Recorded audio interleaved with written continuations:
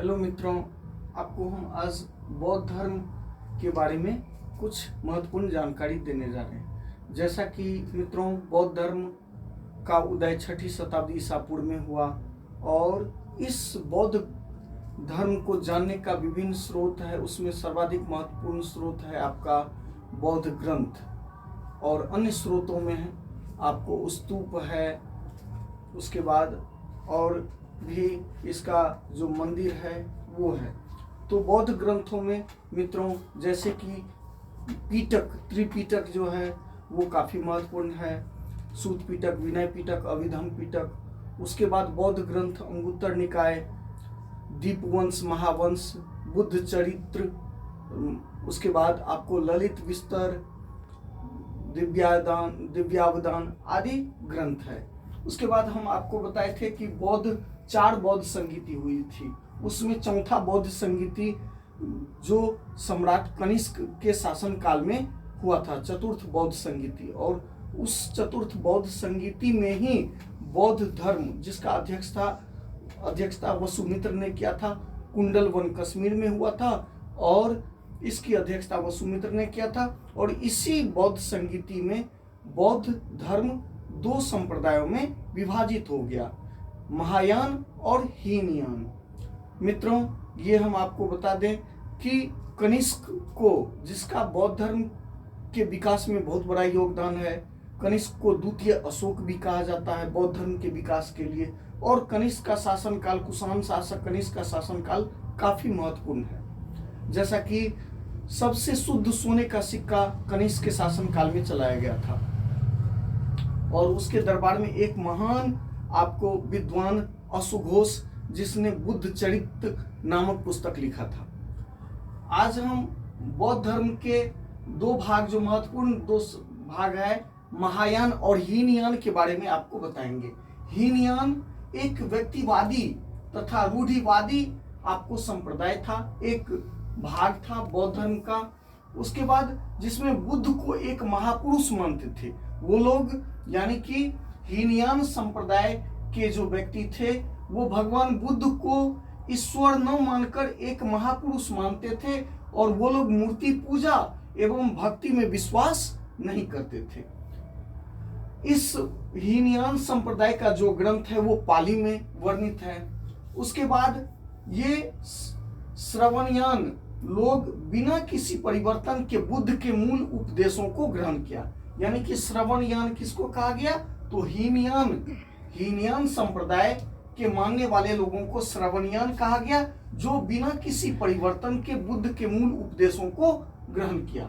उसके बाद महायान जिसे उत्कृष्ट मार्गी सुधारवादी कहा गया, और ये सुधारवादियों ने बुद्ध की मूर्ति बनाकर और उसको एक अवतार स्वरूप जो है सो पूजा की प्रणाली की शुरुआत किया, यानी कि भगवान बुद्ध को उन्होंने जो है सो अवतार स्वरूप मानकर उनका मूर्ति बना के मूर्ति पूजा का प्रचलन उन्होंने किया। तो यही अंतर है मित्रों हीनयान और महायान में। हीनयान संप्रदाय के लोग श्रीलंका, वर्मा और जावा में है, दो भागों में बट गया। ये हीनयान संप्रदाय जो है सो आगे जाके वैभाषिक एवं सौत्रांतिक में बट गया। उसके बाद महायान संप्रदाय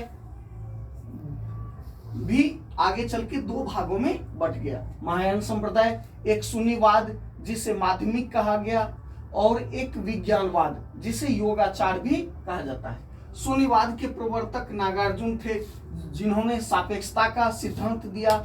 नागार्जुन, और इनका महत्वपूर्ण कृति है मध्यमिकारिका, यानी कि माध्यमिक सूत्र। शून्यवाद के प्रवर्तक नागार्जुन, जो काफी महत्वपूर्ण है मित्रों, इसे सापेक्षतावाद भी कहा जाता है। उसके बाद विज्ञानवाद, जिसे हम योगाचार की संज्ञा भी देते हैं, का संस्थापक मैत्रेय नाथ थे। इसके विज्ञानवाद के संस्थापक मैत्रेय नाथ थे। और महायान संप्रदाय का जो विकास है, इस संप्रदाय के मानने वाले लोग तिब्बत, चीन, कोरिया, जापान, मंगोलिया आदि देशों में निवास करते हैं। उसके बाद हम आपको कुछ जो भगवान बुद्ध को विभिन्न स्वरूप में अलग अलग जो रूपों में पूजा जाता है उसके बारे में हम कुछ बताने जा रहे हैं। कलशधारी मैत्रेय जो भावी बुद्ध के रूप में इनको दिखाया गया है। कलशधारी कहा गया है जब पृथ्वी का नाश हो जाएगा उसके बाद जो है सो भविष्य में जब पृथ्वी का निर्माण होगा तो ये मैत्रेय स्वरूप भावी बुद्ध के रूप में इनको दर्शाया गया। उसके बाद वज्रधारी जो आपको प्रतीक है, वज्र धारण किए हैं, वज्र पानी के पद्मधारी अवलोकितेश्वर जो करुणा और दया के प्रतीक हैं। उसके बाद खड्गधारी जो मंजूश्री के नाम से जाने जाते हैं, ज्ञान का प्रतीक है। यानी कि ये भगवान बुद्ध का विभिन्न स्वरूप है जो अलग अलग स्वरूपों में इनको पूजा गया। खड्गधारी में ज्ञान का प्रतीक यानी कि अपने ज्ञान के तलवार से वो अज्ञानता को नाश करेंगे। उसके बाद हम आपको कुछ बुद्ध के प्रिय शिष्य के बारे में बताने जा रहे हैं। शासक बिंबिसार भगवान बुद्ध के जो प्रिय शिष्य थे उसमें बिंबिसार, प्रसेनजीत, अजातशत्रु और उदयन। उसके बाद राजकीय महिला में 6वां जो बिंबिसार की पत्नी थी। उसके बाद प्रसेनजीत की पत्नी मल्लिका। निजी परिचारिका में आनंद थे। राज्यकर्ता सुनीति व वस्कार थे। चिकित्सक जीवक जो राज्य वैद्य था बिंबिसार का, मित्रों जीवक राज्य वैद्य था बिंबिसार का। ये बिंबिसार ने भगवान बुद्ध के स्वास्थ्य की देखभाल के लिए उन्होंने अपना चिकित्सक जीवक को जो है सो सेवा में लगाया। उसके बाद गणिका जो आपको वैशाली की नगर बधू थी, गणिका आम्रपाली। उसके बाद कर्मकार चंदू सुनार था। मित्रों डाकू अंगुलीमाल का के बारे में तो आप लोग जानते ही हैं कि अंगुलीमाल एक बहुत ही खतरनाक डाकू था जो लोगों का जो है सो सर काट के वो माला के रूप में पहनते थे। लेकिन जब भगवान बुद्ध ने उनको कहा कि तो जिसको तुम काट सकते हो या तोड़ सकते हो उसको जोड़ने का अगर तुम्हारे अंदर, उनको कहा गया कि इस डाल का जो है सो पत्ता तोड़ कर लाओ।